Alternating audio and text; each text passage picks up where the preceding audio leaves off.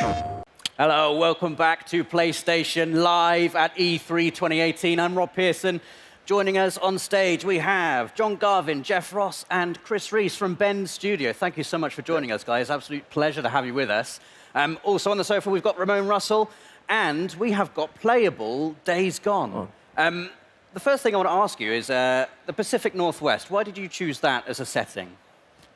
Dude, it's really not, it's more about the high desert than the Pacific Northwest. So for those of you who don't know, Eastern Oregon, which is like 90% of the state, is high desert, and that really means extreme weather, extreme terrain, and a lot of variety, density in a very, very small space. Fantastic. Can we have a little play of the game here? Have we got it going? Just a little bit of loading. Still loading, okay. So the demo we're going to play for you today is called You Got a Death Wish, and it's one of the things we really want to show off is how it kind of tries to marry a linear narrative experience in a dynamic open world. So it's a combination of the two things. So at Bend Studio, we've always done narrative-driven games, and we're really excited to be able to bring the production values. You can see we have really powerful cutscenes, and then it goes into gameplay in a way that sets up the open world. Awesome. It's awesome. And what can you tell us about our main character, Deacon St. John? Like, what was the inspiration behind this character?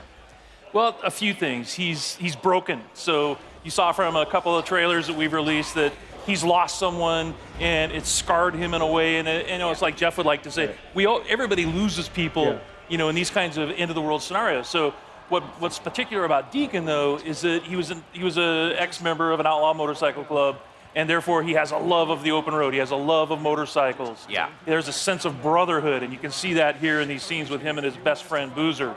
And so it was that combination that really sort of drew us to this particular character. Right, we're going to continue to learn about him as you're playing the game, correct? About him and his backstory and why he is the way he is.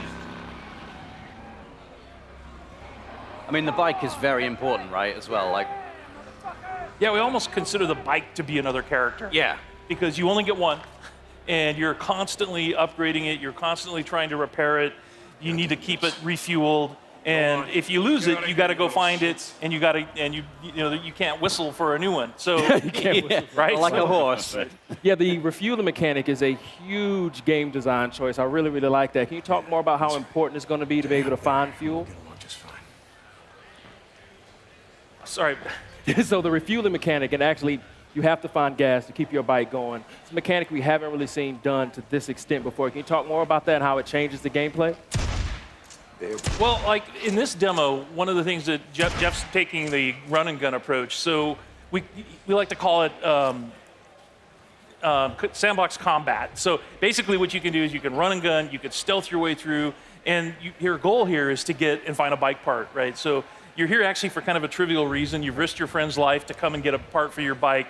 And so that shows a little bit about Deacon's character. But then as you watch Jeff play through this wide linear sequence, he can play it 100 different ways. And if you watch other people play, you'll see that, okay, they didn't take this route. They didn't stop and check the trunk of this police car. And those are kind of like our treasure chests throughout the world. So you're always on the lookout for those, because that's how you're going to find ammo and health kits. And then you're seeing one of our stealth mechanics here. If you're quiet, if you crouch walk and you walk up behind an enemy, then you have the opportunity for a stealth takedown. And what can you tell us about the Freakers? Because they're quite unique. I mean, we've seen, a fair few undead enemies in video games before. What makes the Freakers unique, and what was your decision-making behind making them the way they are? They're alive.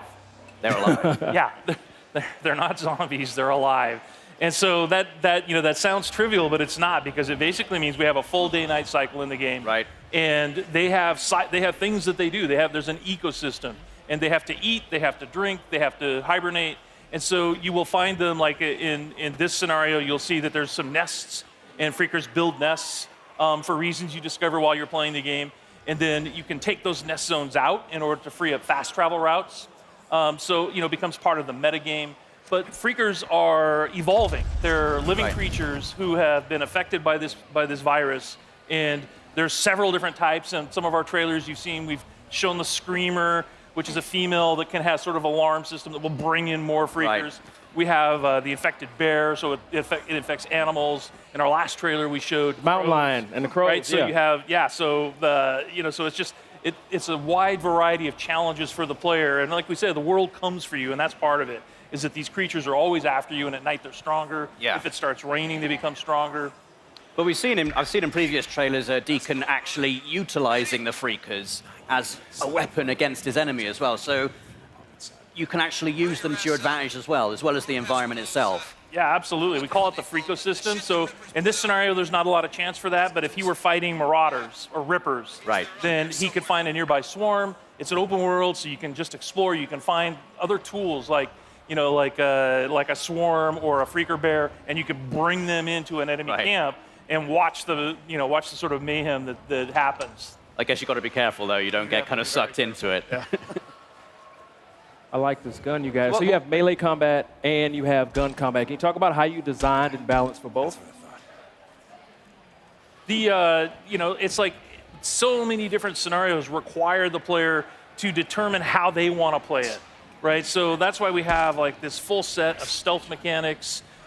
We have a full set of weapons that you can upgrade, and in order to do that, you have to go to the human encampment. So there's survivor encampments in the world, the only places in the world where it's safe, and you have to do jobs and missions with them in order to earn trust. And then once you earn trust, the merchants there will sell you things. Ah, I like that. And then it's like, and if you want to upgrade your shotgun, or you want to buy a silencer for it, then you have to have enough trust at that encampment in order to do that. Boozer, you there? I found the part. I'm heading out. Got the bike part. Rippers! Rippers! No, ah! Ah, shit! He's So not having a good time. this is the inside of the Crazy Willie's truck stop, and that's one of the other things we wanted to point out is that it's full open world, but there's a lot of exploration in the game. All of the building interiors are accessible. There's no load times to get in and outside of a building or to go between regions. This is in the Belknap Wilderness, and the whole area is just completely explorable. And then these are the Rippers that I mentioned earlier. So these are one of the cults in the game. Tats are dead symbols of a dead man. Dead symbols of the lost. Get off me! Bitches! Biker Man! You must be brought low, biker man. For you are lost, and we are found. Oh, yeah, that's going to hurt.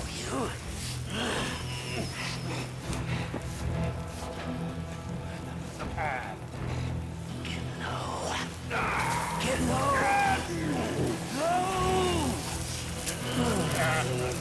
So you can see they're not very friendly. No. You've talked about having freedom in terms of how you approach missions. So you can approach them stealthily. You can go in all guns blazing if you want to.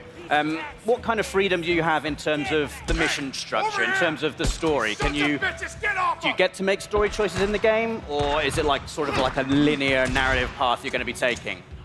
Yeah, there's several key places where you have to choose what Deacon is going to do in a key situation. So we released a bunch of footage last month, and if you watch carefully, you'll see that there's a moment where Deacon has the choice to take a man's life or to force Boozer to do it. Right. And that will have an impact on Boozer's morale. So your best friend, how he feels about you, how he feels about the world, that's kind of up to you as the player. Awesome. Did you just die? Yeah, he Hey, we died. just wanted to prove that that was our scripted. You're keeping die. it real? Is that really what just happened? We wanted to prove that it was real. That was. And you will die in this game. Yes, you will die lots. All right, so you tried doing sort of a stealthy approach, and now you're just going to go in with a shotgun and blow him away. Ooh, get that headshot. Or baseball bat, that works. Yeah. Can you tell us anything about what has happened in the world? You know, why are we in this post-apocalyptic situation? Like, are you able to reveal like kind of what has happened, what has led to this transition? Yeah, it's one of those things that we really want the player to sort of learn as they go. So there are answers. Right. But you have to explore, There's a, you know, we've introduced this group called NERO, which is our National Emergency Response Organization. They're out in the world. They have these MMUs that you're trying to break into in order to get medical supplies. They're part of the story. And, you know, obviously Deacon has lost somebody. We saw that in a trailer. That's part of the story. And as far as like the pandemic and the hordes that you run into constantly, these all sort of weave together to sort of explain how we got, you know, to this place in this world. Cool. And we're really excited to have players get into the world and just sort of explore and let us know what they think. I mean, it's looking fantastic. I can't wait to just get around on the bike. The bike looks like really, really cool. Like, how far can you upgrade the bike? How far does it go? Like, I couldn't hear it, sorry. How far can you upgrade the bike? How many parts do you think there are? Oh, there's at least 20 categories of things you can upgrade. Right. They're all functional, plus all kinds of ways to tweak it visually, you know, from a paint job to a custom skin theme, and all kinds of just visual, actual hardware upgrades, but a ton. You can really make it your own. awesome. Well, John, Jeff, Chris, thank you so much for your time. Ramon, is there anything else you want to ask? Days Gone. We also got a release date. Yes, it Yeah. does. February did. 22nd, 2019.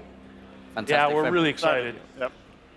February 22nd, can't wait. Well, guys, thank you so much for your time. The game is looking absolutely fantastic. We have got a lot more coming up from PlayStation Live at E3. We've got an incredible lineup of games to show you, so please stay with us. We'll be back right soon. PlayStation